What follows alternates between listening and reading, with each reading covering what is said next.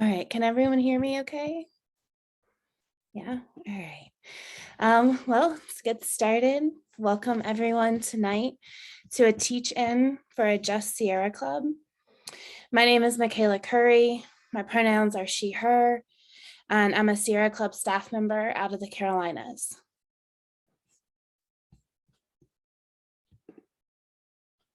And hi, everybody. My name is Luis Miranda. My pronouns are he, him, and I am a Sierra Club staff member out of Utah. And today, both of us have been asked to be your host for tonight's webinar. So right now, we invite you on the chat to please just share your name, your pronouns, where are you joining us from, and also just get an idea of how are you connected to the Sierra Club.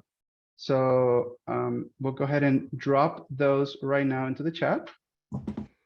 And yeah, I'll pass it to you, Michaela.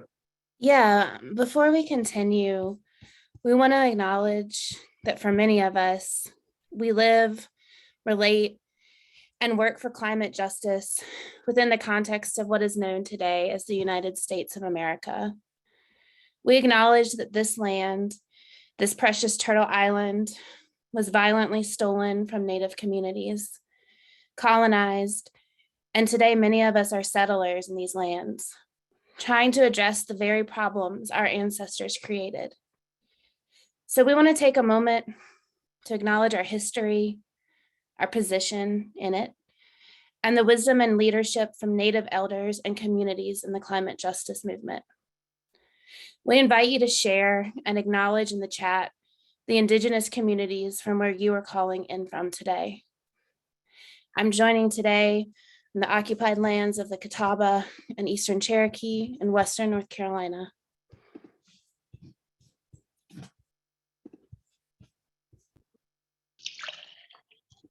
Great, thank you, Michaela. And yeah, thank you everyone for joining us tonight. First of all, I would like, then I'll just go through some tech things right now. I would ask the chat moderators to say hi if you can. We have a few.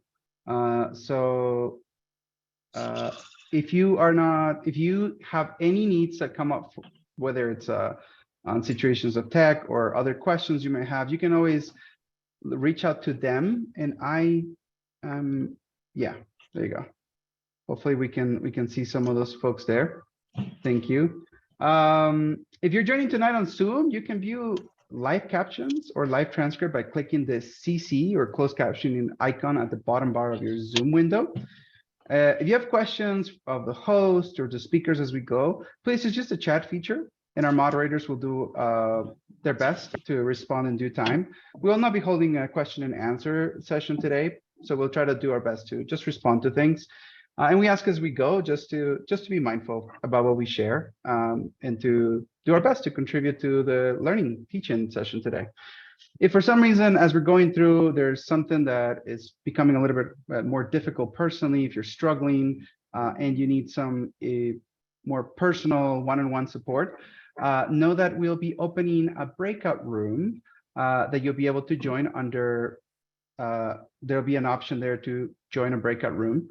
And you'll be able to join and just talk to someone if you need to. We'll have a moderator that will be monitoring that and be able to join and talk to you. So again, this is more if you need some emotional support or someone just to talk to help just peek around and regulate yourself and be present. But yeah, that's what I have. So now I'll pass it over to Michaela to talk about the purpose of tonight's teaching. Yes, thank you, Luis. Before we begin, I want to share a bit of context for today's webinar. As you may know, the Sierra Club is facing radical changes with the start of mass layoffs and an abrupt restructuring process.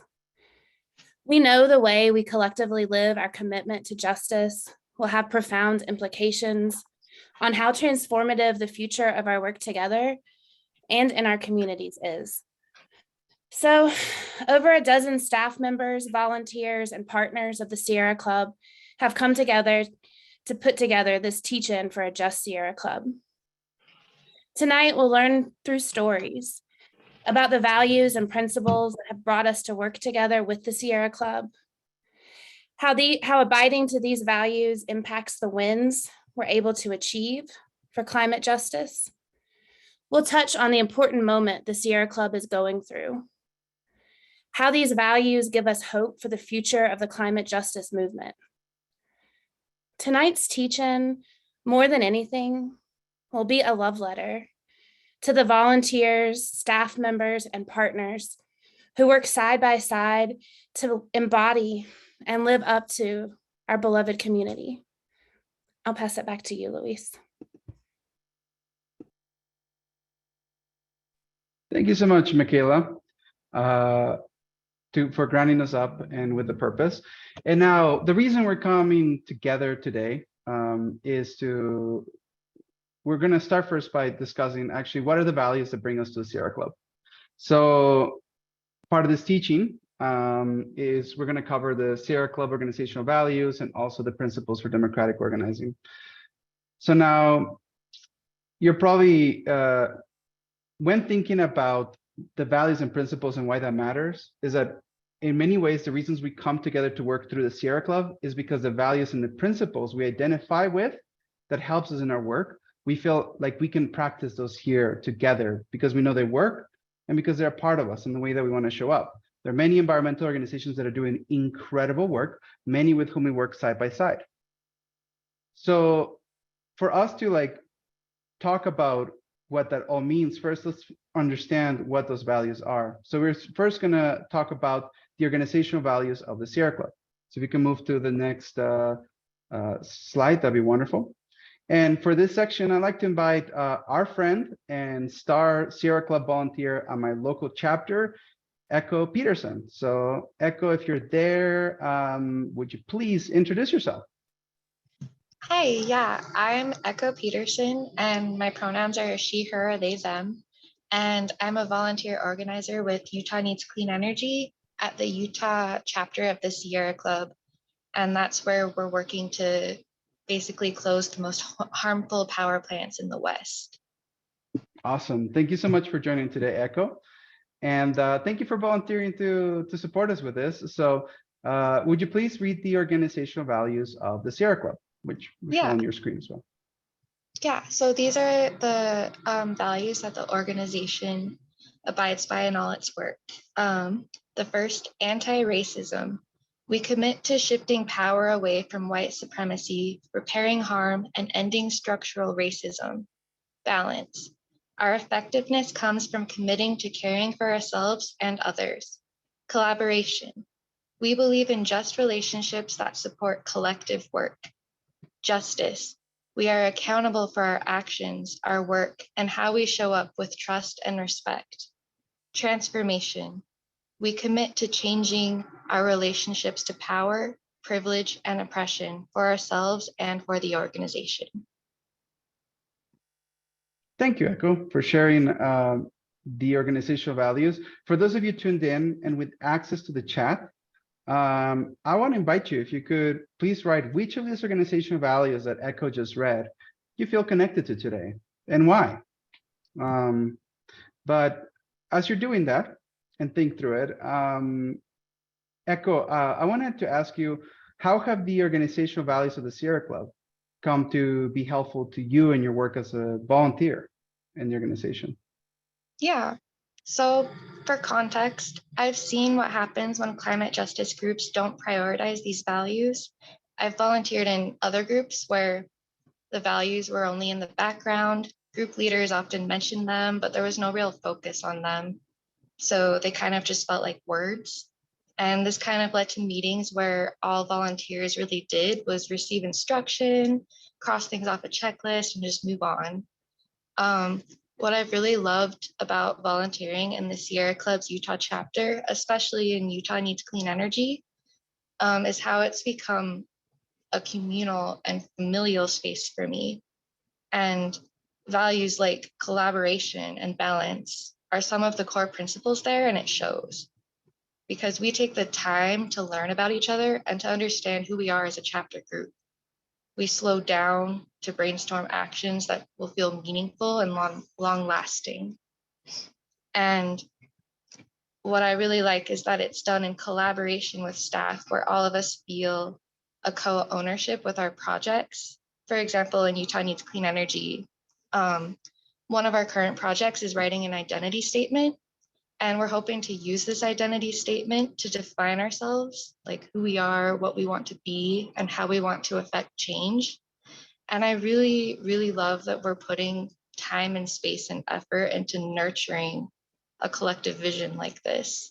It's this group reflection that really makes me feel empowered as a volunteer. It makes me want to engage and want to lead conversations. And it feels like we're really creating long-lasting change. And these values that I just read, they're the reminders, the catalysts to necessary conversations and priorities within this organization. And I feel like our work is most successful when the Sierra Club starts with a strong sense of these values internally before working their way out. Super. That's very well said. Thank you so much, Echo, for Thank you. helping us ground in the Sierra Club's organizational values and sharing so much about how they bring that cohesion for us internally as we're trying to do this work of climate justice out in the world. Yeah, now we'd like to talk then about the HEMES principles for democratic organizing. And for that, I want to invite grassroots leader and beloved community partner of my local Sierra Club, Muskan Walia.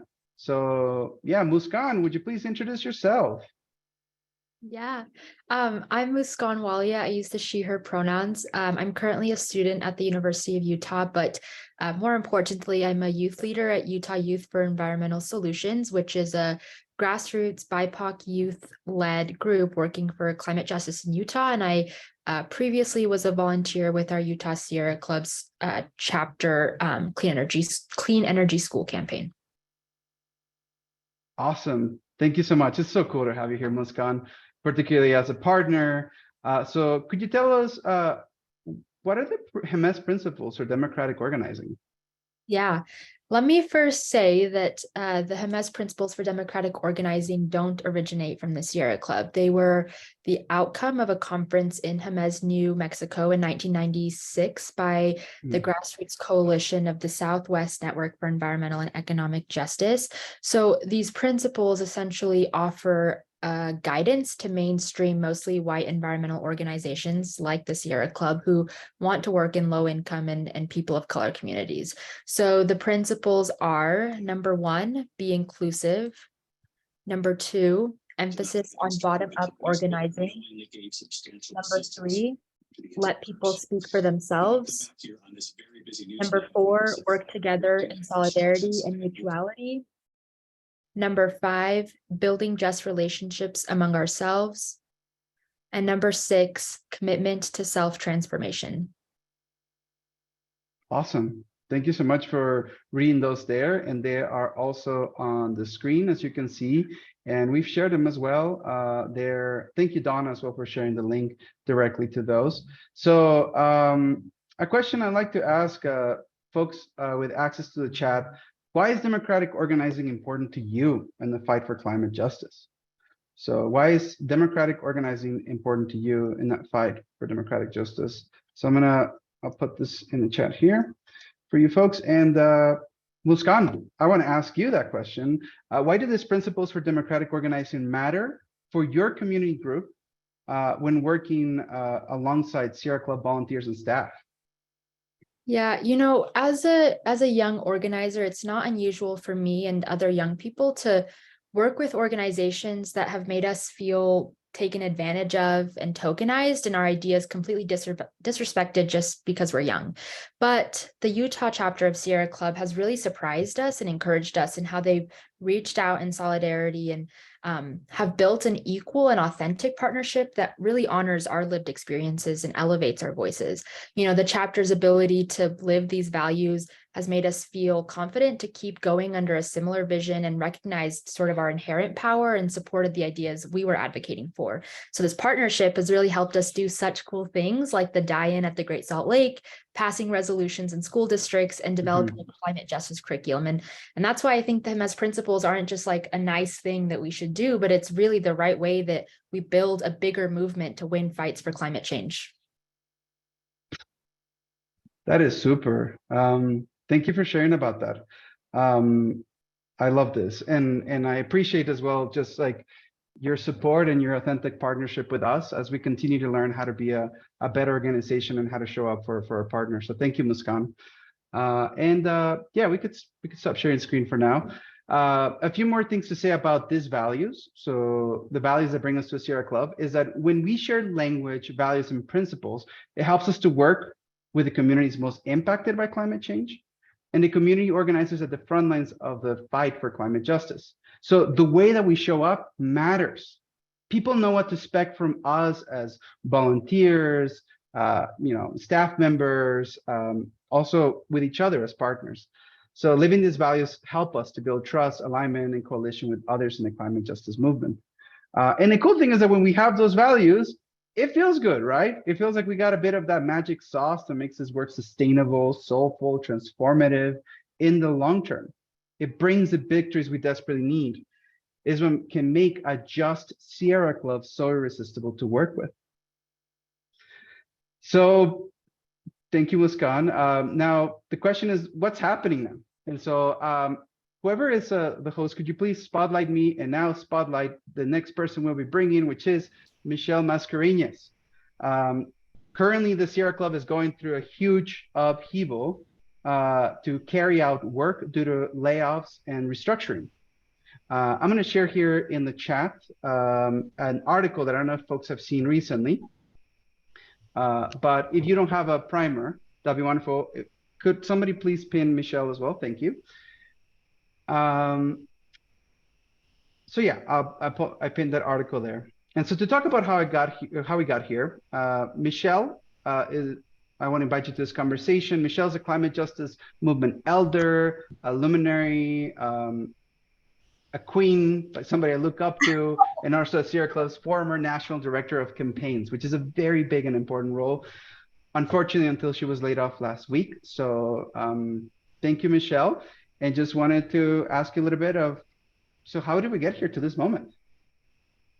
Thanks, Luis. Yeah, and thank you all. Thanks for bringing this space together. I just want to really appreciate the thoughtfulness to helping us all not feel isolated and afraid and confused by bringing us together to help understand what's going on. So yeah, you know, our organization, I mean, the Sierra Club has a long history of working towards transformation and has been making great strides to transform itself, to play its best role as a leader and a partner in the climate justice movement.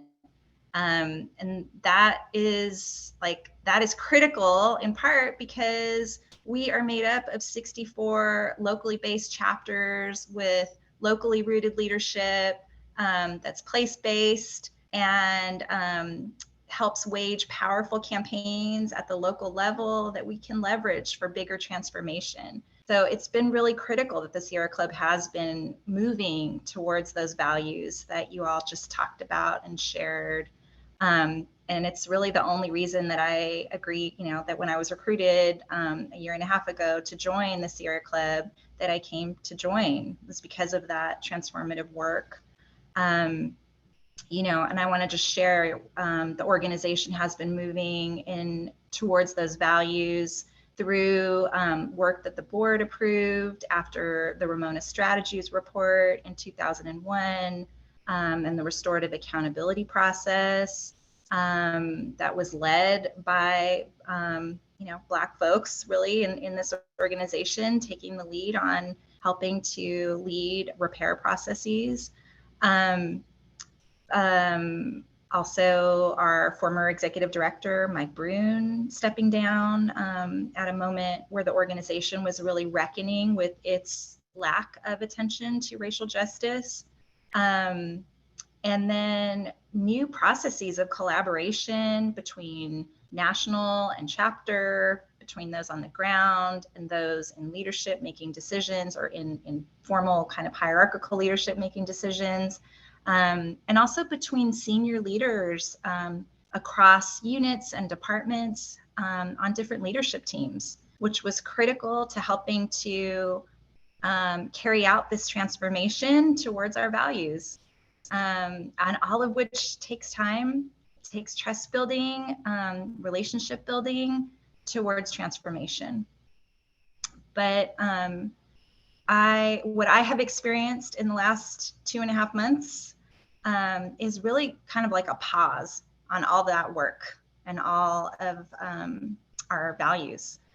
That new leadership has transitioned into the organization, bringing a very small group of people who were not in leadership structures that had been put in place through equitable hiring practices and transparent processes. And then big decisions have been made and rushed without consultation of those most impacted.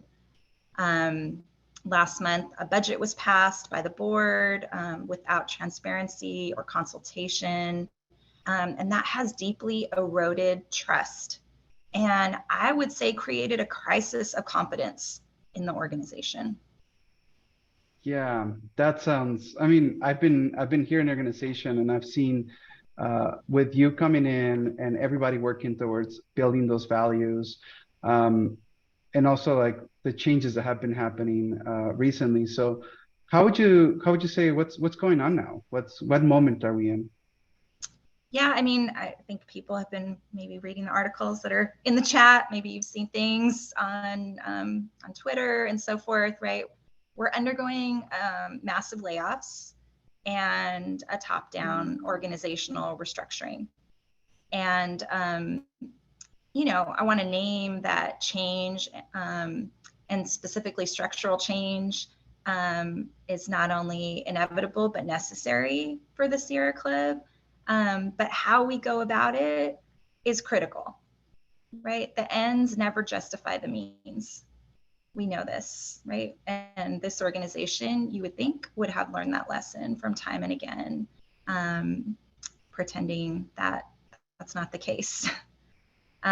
So, you know, what's happening is critical staff who are crucial to our community relationships are being laid off, or don't know what's happening with their jobs. That includes people with who were in charge of, you know, equity or investigations, and folks doing work that was critical to building healthy communities. And again, you know, the trust of staff, the trust of volunteers and of partners has been deeply compromised through this period. You know, like I want to say a just transition is about the work that it takes to deeply engage people in the process of change and transition. And we need Sierra Club to play its best role in the movement for climate justice and a just transition. And we need the organization to live its values, to engage staff, volunteers, partners, you know, the whole ecosystem in this transition. Wow, absolutely. Thank you, Michelle. And I feel like it reminds you of that saying of like, if you want to go fast, walk alone, but if you want to go far, walk together, and how the values kind of take us there. And I really appreciate as well you mentioned about how the ends don't justify the means. So I appreciate it. So yeah, thank you, Michelle. So now, why does the way that the restructuring process is happening matter, and how does it impact volunteers, staff, and partners? So yeah, we want to go ahead and essentially talk about this together. So I think we're going to transition then to the rest of the program. I'm going to pass it to Michaela, and we're going to just explore a little bit more of those perspectives to understand what does it look like to live to our values when things don't really fit into that, and why is it so important that we build a Just Sierra Club together? So thank you, Michaela. Yeah, thank you, Luis, and thank you, Michelle. And I think, one of the best ways to learn is through stories of people's lived experiences. And so we're just going to continue with that. So I would love to introduce our first guest to share their stories is Ricky Junquera, who has been a regional press secretary for Sierra Club's Beyond Coal campaign for nearly 8 years, covering most of the states for Beyond Coal throughout his career. He lives in Miami, Florida, where he's involved with the local climate alliance to center climate housing and health for all South Floridians. And Ricky, is it all right if I pass it to you to talk about how this has impacted you and what you think it means for our work and the values more broadly? Yeah, for sure. And good evening, everyone. My name is Ricky Junquera, he, him pronouns, based in the almost always sunny Miami, Florida, home of the Miccosukee and the Seminole Indians. I have been with the Sierra Club since October of 2015. And I've seen the club go through many struggles, internal and external tensions around just transition and the use of that language externally when we understand now that it's a conversation to have internally to show up for communities locally and intentionally support and embrace and lift up community voices, and local groups and organizations and advocates who are doing the work on the ground. And that's something I've learned over the years at Sierra Club. And it's been a learning experience that's been shared by many people through the process. I've been through the Me Too movement. I've been through the Black Lives Matter movement. I've been through all of different shootings that have happened, including Pulse nightclub in Orlando that touched me personally, and I lost a friend there. And we've come together as a community with the Ramona Strategies report and all of our internal conversations around race and not just equality, but equity, and the different iterations of what it means to be a organization that lifts up Black and Brown and all BIPOC leaders within our community and within our organization to do the work. It's all started with people dedicating their time, their treasure, and a lot of teamwork.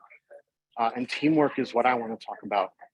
In every state that I've ever covered for the Sierra Club as a regional press secretary, I come in onto a team as a proud Latino gay man from Miami.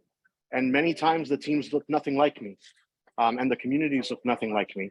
But through the Jemez principles of organizing and through teaching each other, lifting each other up through teamwork, are we able to do the intentional work? Unfortunately, what's happening now is not something that either speaks to our values or follows the Jemez principles or any of our values, because we're making decisions without that teamwork, without that buy-in from staff, without staff leading that change. We need to change, we need to restructure, and it's understood. But there's impact in the way that you do that harms that teamwork. Making decisions that do not help or do not reflect or do not take into consideration the dedication that staff members have given to this institution for so many years, some decades, and just leave them without a goodbye message, without saying how much they appreciated their time here, leaves the staff that remains wondering what teamwork looks like and if teamwork is actually something that is sought after and is wanted. Buy-in, support, leading from the bottom up, from the grassroots, not the grass tops. So thank you so much, everybody. I really appreciate you. And I hope that the board and everyone listening understands that you can choose to do this change this way, but not all staff is leaving. And the legacy that's being implanted right now is not the culture that we thought that we would want in the future, given everything we've been through in the last decade. Thank you so much. Thank you, Ricky. I really appreciate all that you shared with us. So much of it personal and emotional, like so much of all of our work is so interconnected with our lives. I want to see if we can get a video ready to share. Some of the folks who really wanted to have their stories shared are not able to join at this time. And so they sent in a recording. And so we're going to hopefully be able to share a recording from Derek Malik Wiley, who has been working on environmental issues since 1972, when he first joined the Sierra Club.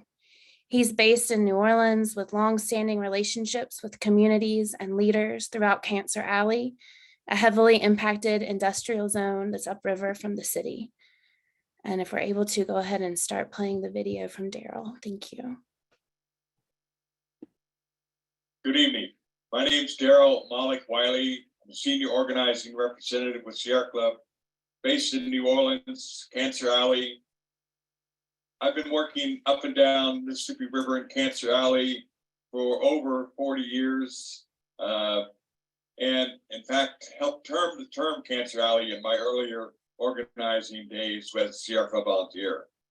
I come to this with a background in Sierra Club. For over 50 years, I've been a volunteer and staff. And right now, I'm very confused about the future within the Sierra Club, confused about the layoffs and the not layoffs, and I'm not sure where my job is. So that's part of what the confusion is going on right now. But my work is based in communities. I work with groups in Cancer Alley, have been working with them for 30 years, working to build their power and making successful stopping of some of the major petrochemical build out. So far, we've stopped Formosa Plastic from building a $1 billion plant. We've got 6 new $1 billion plants proposed, and I'm very concerned with the new change in Sierra Club policy and staff, and that we won't be able to continue on that work. We have critical efforts. We're working with our community groups, with Sierra Club legal team and others to fight this major petrochemical build out. And I'm not sure what the future is going to look like for me, for the communities I work with, for the outcome in South Louisiana. It's very trying times. And the time is for the Sierra Club to live up to its values. Its values of living to the bottom up type approach, rather than this very top down restructuring, rechanging everything. There could be other ways to make Sierra Club move forward.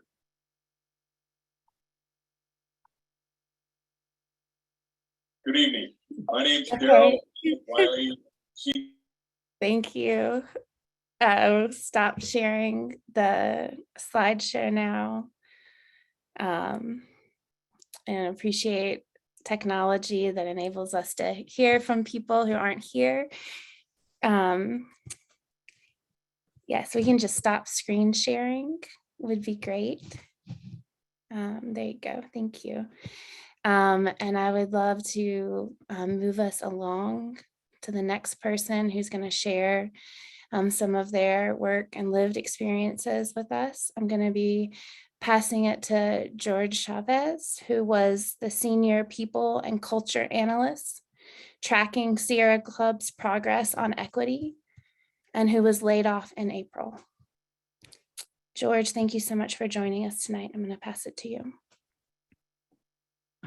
Thanks, Michaela. Hi, everybody. I'm really excited to have been invited here. I'm George Chavez. My pronouns are he, him, his, or they, them, theirs. I used to be the Senior People and Culture Analyst for Sierra Club. I was sent my layoff notification at the end of April. I had been working with Sierra Club for about 5.5 years, a lot less than I think a lot of folks, but more than a couple other folks, focusing on equity, people, analytics. I'd been hired in 2017 as one of the staff members of the equity department that then got merged with the people, culture, and with human resources and people, culture, and equity. At the end of April, my position and the position of others on the equity team the equitable hiring guidance team, the conflict transformation team, and the investigations team were all eliminated. It was very, very surprising. So I do want to share like a little bit about like how it went down for me, and that's really all that it is. It's just for me, which is that like I got an email about an hour before a scheduled 15-minute meeting. The meeting lasted about 5 minutes. About 5 minutes. I'm thinking about it as 5 minutes for 5 years. And then I was locked out of all my systems. I don't know what happened to any of the projects I was on. I don't know what happened to the work that was going on. I see a couple names on this call that were involved in some of that work, so I'm sorry if there are delays. I don't know what happened to anything.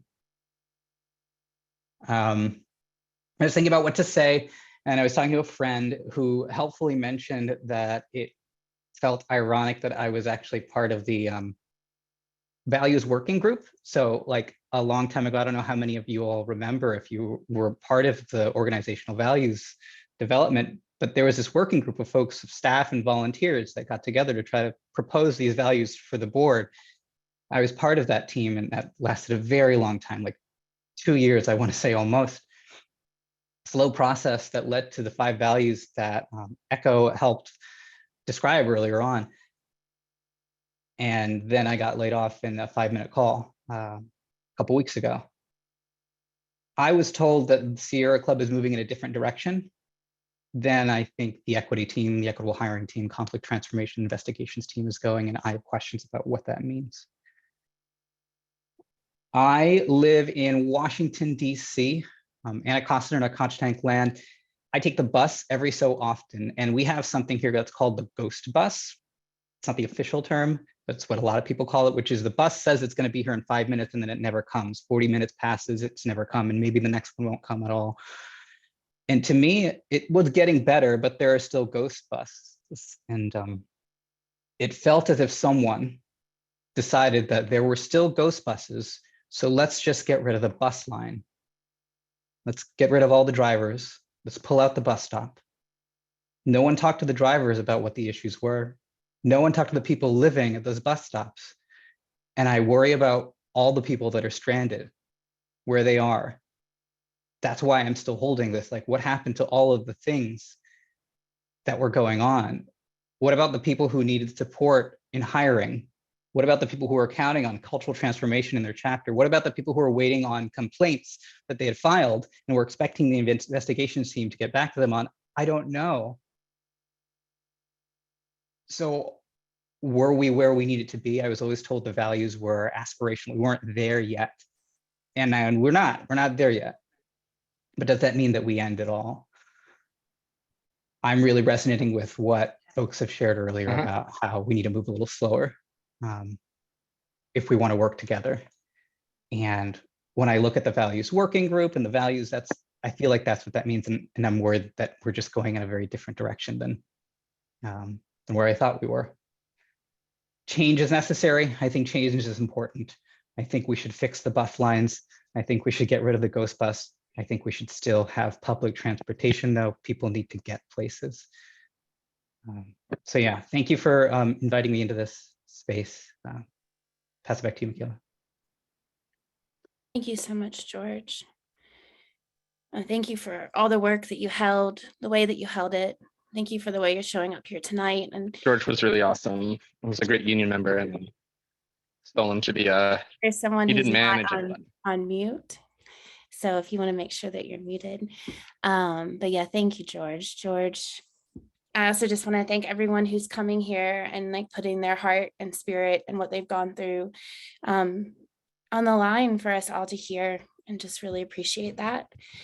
If we can get ready to share another video. We have a recording from Julie Bledsoe, who's the wife of Ron Bledsoe, a worker that cleaned up the Kingston coal ash disaster. More than 60 workers have died after cleaning up the spill. She's a fierce advocate for worker protection and works every day to ensure what happened to her family never happens to anybody else. I think I'll start the video now.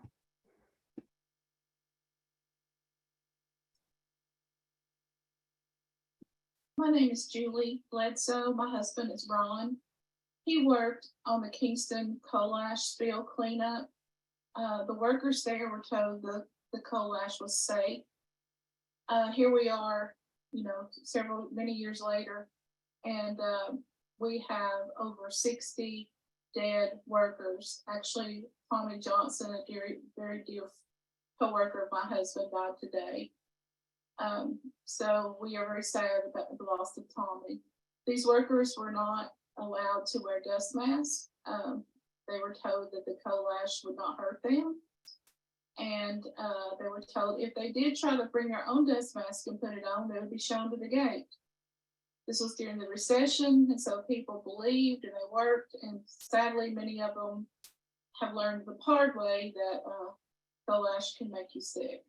My husband has COPD now. He's a lifelong non-smoker, and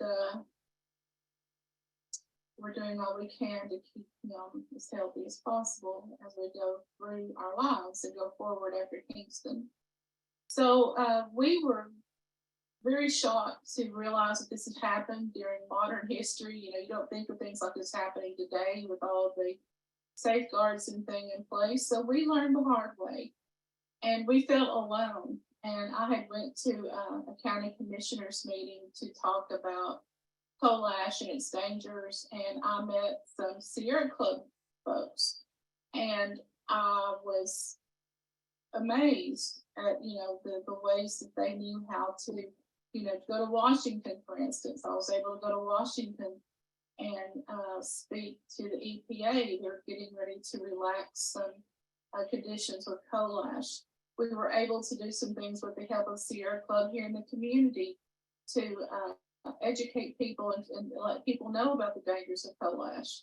So after something like this happens to your family, to your husband, to your loved one, you don't want it to happen to anyone else.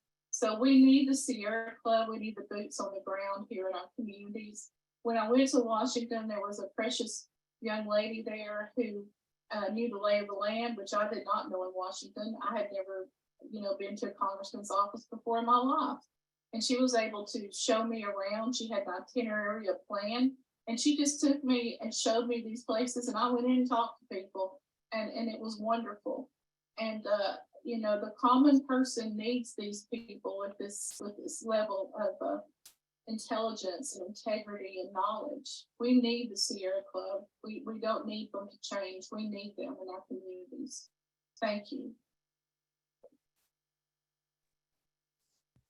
I just want to pause us for just a moment, just to acknowledge this video was recorded today, and Tommy Johnson, Kingston coal ash worker, passed away. So just I'm going to take a minute. Sorry. And I'm going to move us along to our next set of speakers. We'll have Sarah Reeves and Tom Sexton joining us. Sarah Reeves is the chapter coordinator for the Kentucky chapter of the Sierra Club and was the only chapter staff for 5.5 years until the chapter recently brought on their first ever director in January. Tom Sexton is the Eastern Kentucky organizing representative who has been with the club as either a contractor, chapter staff member, or national staff member since 2015. And just want to welcome the two of y'all here to talk about the impacts this restructuring has had and the connection to our values. So thank you for being here. Yeah, thanks, Michaela. Hi, everyone. Sarah Reeves, again, she, her Kentucky chapter. I'm gonna lean into reading some of my comments. It's been an emotional couple of weeks, and hearing from George and Julie there is really emotional as well. For the past 6 years, I have been the sole chapter staff member for the Kentucky chapter. In Kentucky, in under a year, our state experienced multiple climate disasters as tornadoes destroyed huge swaths of Western Kentucky in December 2021. And in July 2022, a 1,000-year flood decimated counties throughout southeastern Kentucky, where mountaintop removal practices left not only the landscape, but the people scarred and traumatized. Working for an environmental nonprofit in a red state is not easy on its own. but seeing the devastation of climate disasters in communities across Kentucky and not having the capacity to more deeply support and respond to community needs at that time was heartbreaking. But I was recently reminded that in organizing and movement work, we move at the speed of trust. And I want to share the way that growing trust between chapter staff and volunteer leaders in Kentucky strengthened our shared commitment to living our values and realizing a more just Sierra Club here in Kentucky.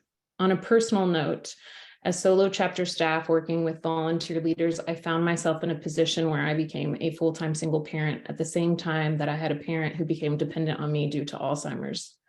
There were many layers and multiple levels to the trauma that my family faced as multiple life crises intersected. The thing that literally kept me afloat was a commitment from our volunteer leaders that the circumstances of my life would not cost me my job, and that they saw that my lived experiences actually strengthened my work.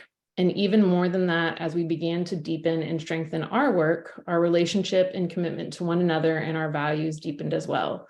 So that as our new chapter director began her onboarding process, a safe working environment where we lead with our humanity was set as the priority.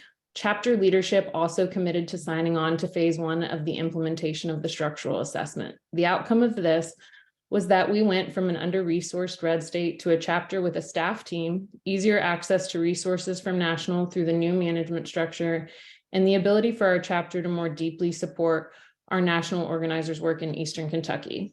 In only 4 months from January to now, we were producing some of the best work that I had personally seen in my 6 years here, laying the groundwork for growth in all strategic capacities. We arrived at this moment because our chapter represents the type of strong, just collaborative working relationship between staff, volunteers, and community partners that is celebrated in Sierra Club's core values.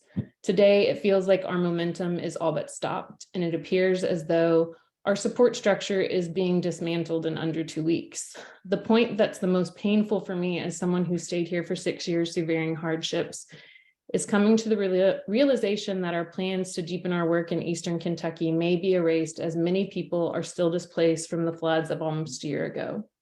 An area that is a sacrifice zone sitting at the intersection of coal extraction and climate change disasters. Currently, the aspirations of this new reorganization model is diverting resources from community relationships and trust building, harming people who are already traumatized and literally desperate for tomorrow to be different. It makes it hard to want to continue with an organization that's straying so far away from its core values so dramatically. We were promised that chapters would be supported in this new structure, and we are seeing the opposite happen. As an organization, we celebrate the 360 plus coal-fired power plants retired. The uncomfortable question we keep returning to here in Kentucky is what is beyond coal for the people in the heart of coal country? We hear that this reorganization and the layoffs have to happen so that under-resourced red states have greater capacity to realize a just transition into a clean energy future. And we absolutely celebrate the successes of the Beyond Coal campaign here in Kentucky, but we also talk about a just transition and ask what is beyond coal for coal field communities. The current reorganization and layoffs at the Sierra Club erase our Eastern Kentucky organizers' work and position, thus erasing that question from the conversation. Justice is connecting and resourcing those communities to answer that question, and that is the work that Tom Sexton does. You know, when I was thinking about what I was going to say, I'll get to speak to some of those successes and some of the work we do. But, you know, as long as I've been in the environmental movement, I've realized recently that I've never really quite appreciated, you know, people's stories about environmental disaster and, you know, everything that they've went through as a result of climate change and everything. And then last summer, when the floods at Eastern Kentucky hit my hometown, you know, I developed a new appreciation for these things that, you know, like in the abstract, you can feel bad for people, you know, and your heart goes out to them. But until it hits home, you don't really have a full appreciation. But when the floods hit Eastern Kentucky last summer, my mom's house was destroyed. My sister's house was destroyed. My aunt's house was destroyed. All kinds of cousins, friends, community members, all that. And I saw just the stark difference between when I started with Sierra Club in 2015, when I had cousins that wouldn't talk to me because they thought I was against coal or, you know, whatever the case may be. And then fast forward to today, you know, I work almost weekly with like guys that have worked in the coal mines for 30, 40, 50 years, many of which are literally dying from black lung disease. And it's, I don't know, it's just some of these things that y'all been saying it just kind of contextualized my own experience in a way that I've not really thought about. So I just wanted to say I appreciate y'all and George and Ricky and everybody that's spoke. It's powerful stuff. To speak to some of the happier things here that we've been able to do with this work that has been kind of, you know, hampered with the layoffs looming and everything. You know, through the Eastern Kentucky work, we were, you know, other than just like flood cleanup and some of these other things dealing with like legacy pollution from coal industry and stuff like that, we were also able to, I don't know if folks saw this, but a couple of years ago, there was a front page story on the Sierra Club magazine about a toxic prison that was slated to be built in Letcher County, Kentucky, which is where I'm from. You know, where basically they were going to build this supermax prison on an old mountaintop removal site. So, you know, we're going to just like make all these people live, you know, in cages in this place that we don't even know the long-term effects of being up in these places, you know, being on these sites and things are totally inhumane. And we were able to stop, you know, me, even some people on this call, Sarah Dale and, you know, Bill Price involved, that Lane Bolton, some of these other folks that I've seen here in the chat are involved in that effort too. I want to say that. But we were able to, for the first time in the history of the country, stop a BOP project, never been done before. And that fight has since cropped up again. So like, you know, these layoffs could come at a worse time as far as some of that work goes, but other than some of those bigger things, you know, just the ongoing advocacy for black lung tax credit extension through the Reclaim work, you know, working with some of these black lung organizations, trying to hold some of these, you know, tax deadbeat coal billionaires accountable for reclamation and all these other debts that they owe the states that we work in. I work with a community called Martin County, with the Martin County Concerned Citizens Group. And a number of years ago, I think back in 2000, there was something called the Wolf Pen disaster, where a slurry pond ruptured and covered this community in just mine runoff waste and destroyed their water table to this day. I mean, there's people that, I mean, we're doing that organizing. People were telling us that they contracted like flesh-eating bacteria. I mean, all kinds of crazy stuff happened to that. It was 10 times worse than the Exxon Valdez disaster in terms of scope of the damage. But all these things are ongoing and important. And, you know, I was thinking about, you know, some of y'all have been saying about relationships and all that stuff. And the kind of work that I do is built, you know, principally off that. And my greatest concern of all this, other than my own, you know, financial precarity, is, you know, how do you talk to folks of these communities and just kind of tell them that, well, we had a good run. You know, it's very confusing, very disorienting, heartbreaking in a number of ways. And, you know, not only do our workers deserve better, but our communities deserve better. And so I just wanted to, yeah, thank y'all for allowing me to be here and all that stuff. So, Sarah.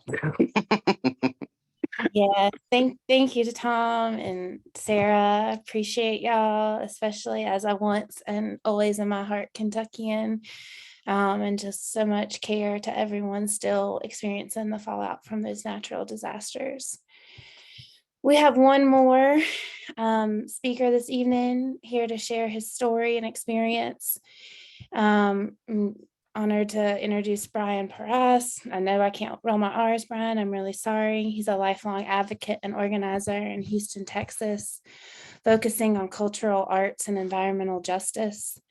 Brian helped produce Nuestra Palabras radio show on KPFT for over 15 years and is a co-founder of the Libertacante movement, which organized a caravan of artists, activists, and poets across the Southwest to smuggle banned books back into Tucson, Arizona, after they were criminalized by the state of Arizona. Brian also co-founded the Texas Environmental Justice Advocacy Services, which has served the chemical-laden communities in East Houston for over 20 years, and served as an advisor to the Gulf Coast Fund post-Hurricane Katrina, providing him with a firsthand account of the importance of intersectional organizing throughout the Gulf Coast.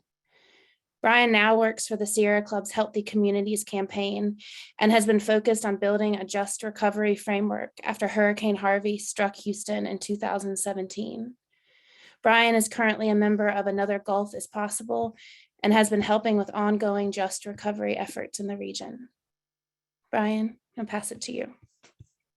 Thank you, Micaela, and everyone else. I think for everyone who's watching, you can see the beautiful organization and community that has been built over the last number of years. My name is Brian.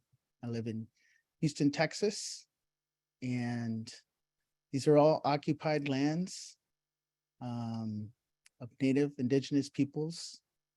I am of Indigenous, European, and African descent, identifies Chicano. And many of us here in what is now known as the state of Texas have similar backgrounds.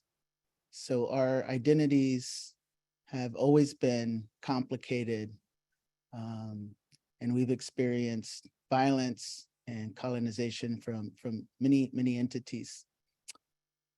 I was asked to join the Sierra Club in 2017. I was recruited, and the folks who actually came to Houston are all gone. They've all departed or were fired over the last couple of years.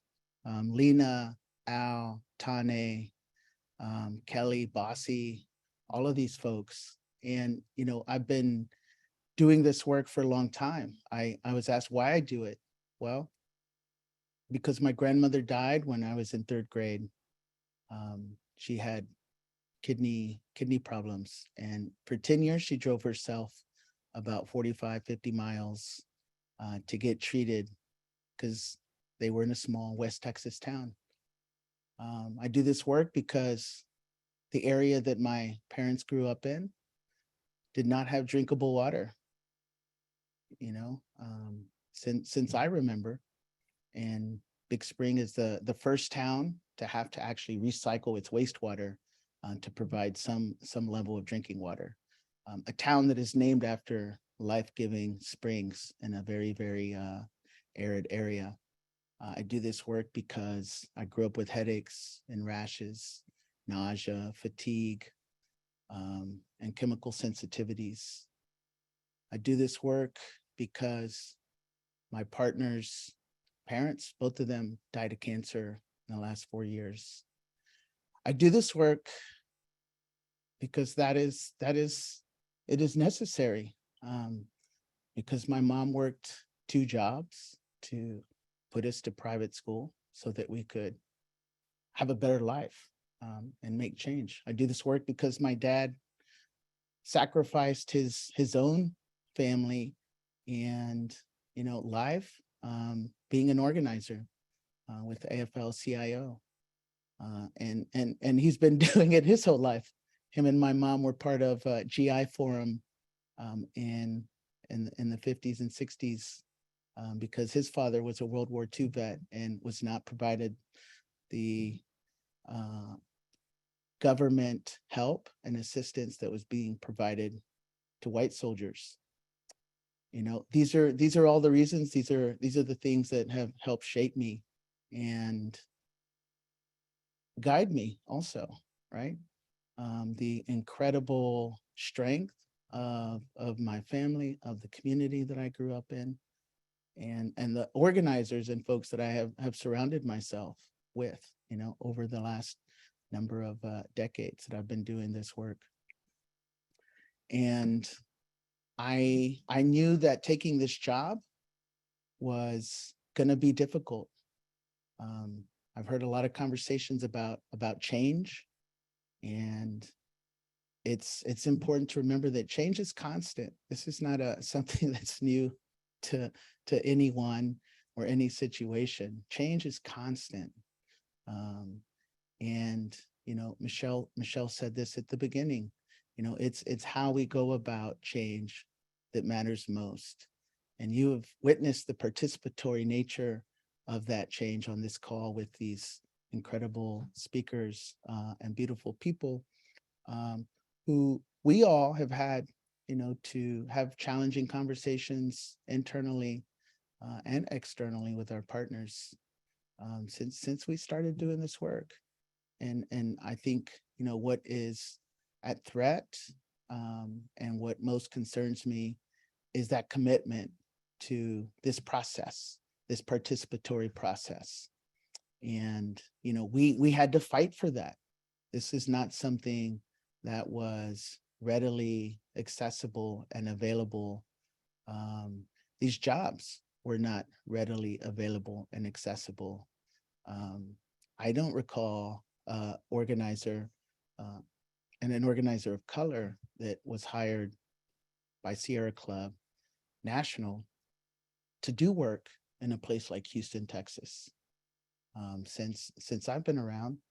And, you know, I acknowledge that that was a huge leap of faith. But I think the folks who were running the organization at the time knew the importance of opening up space for communities that had not been part of the organization.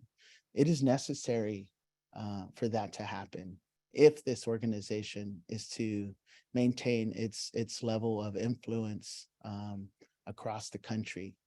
It will not survive without us.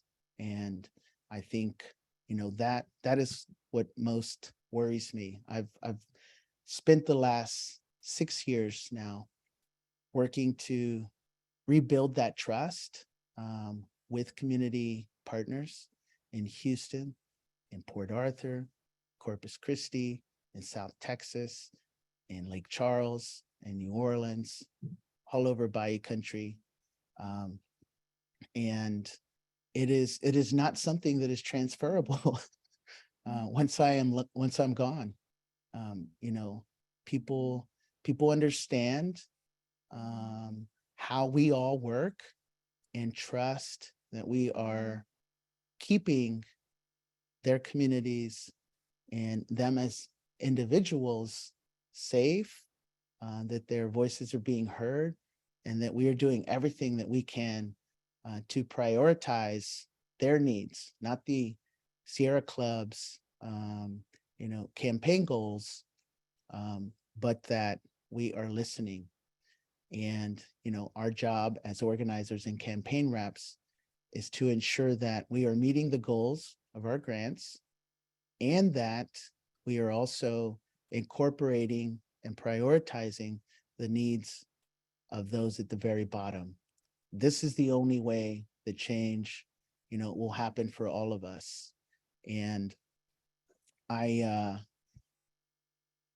in a place now where I have to figure out, you know, what is next. And I think, you know, if Sierra Club is really interested in upholding the values, you know, that it itself, that the board itself has committed to, then the process that is happening right now is going to throw away the last 10 years of work that has been, you know, happening. And I hope that, you know, and I hosted the entire board in Houston not too long ago. So, you know, I feel personally hurt by this. I spent a lot of time to make sure that folks were taken care of. And I would at least hope that folks would reach out to us individually if they need to ask questions, to make sure that this process moves forward in a more equitable and just way. Thank you so much, Brian. Yeah. So grateful for everything that you've shared. And, you know, these relationships are not replaceable. You're right. And your work is so important. All of the work and the people and the lives and the relationships that have been shared tonight are so important. And I just am so grateful to all of y'all for your work that you're doing in communities. We're going to shift to a short video clip from our current executive director.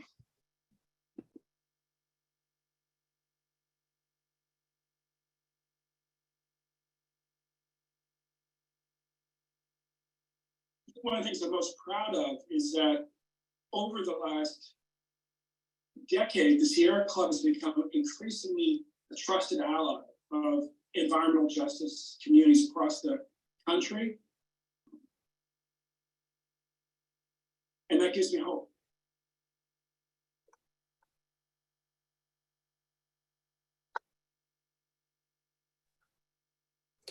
Can we put the slides back up and share the next slide? And as we do that, I would invite everyone here to put in the chat what it is that gives you hope, what it is for whether it's our relationships with each other, communities, partnerships, people. We move to the next slide, please. If you can add in the chat anything about the Sierra Club, the relationships and things. Sorry. It's okay. Just the next slide will be fine. I'm trying. Oh God. It's okay. It's all right. The Sierra Club Sierra. is increasingly a trusted ally. But yeah, just want to invite y'all to share the things that give you hope. And I think I'm just grateful for this opportunity for us to be here together tonight. I had a poem, but I think I'm just going to save that for another time because we're running kind of short on time. I just want to thank all the tech support, the chat moderators, like everyone that has been here and a part of this event tonight. And also my co-host Luis, who I would love to pass it back to close this out for the evening. Super. Thank you so much, Michaela. And this is an important moment, folks, because you've been here in this call so far with us. Now we're probably asking, what do we need to do about this? So could we please just move to the next slide? And if somebody could do the chat drop. So you're asking, what can I do? What can I do about this? What can I do about trying to build a just Sierra Club? So if you are in a rush, you need to leave, you can do a screenshot of this screen, and you can use those QR codes, or otherwise you can follow the links that we already posted there. But essentially, one, follow just Sierra Club. So it's a group of it's an unofficial group of volunteers, partners, staff members trying to figure out how do we build the future of a Sierra Club where our values are being embodied and worked on. The second thing we have there is we have a link for sharing your story with us, whether it's your story of the success of living our values, or also maybe the impact or things you might be afraid about with the restructuring and transition happening right now and the layoffs. Now, we're hoping that we'll be able to host future conversations. So sign up for our mailing list. There's a Google group that we've set up, and so you can sign up for that. But also, we want to make sure that people outside of this space know what's going on and what's important. These values that we keep talking about, the people that we keep talking about, we're proud of them. This is who we are.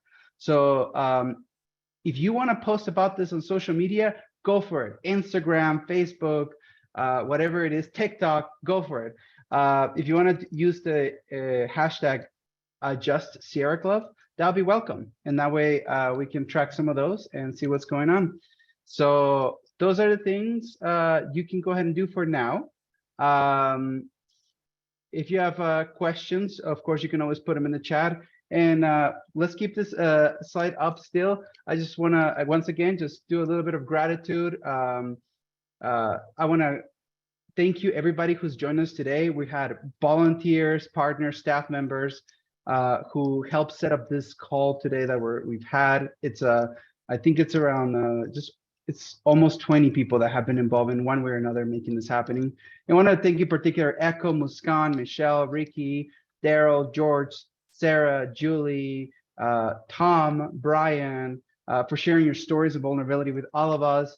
Of course, I want to thank Michaela for taking this on behalf of so many people who long for beloved community at the Sierra Club. And Michaela has spent so many hours crafting this beautiful teach-in, so I'm very grateful for you holding the space for us. And I want to thank all of you because you could have been anywhere else, but you're here with us tonight. So this was a teaching for a Just Sierra Club organized by an unofficial group of volunteers, staff members, and partners invested in making beloved community a reality. Good night. Thank you.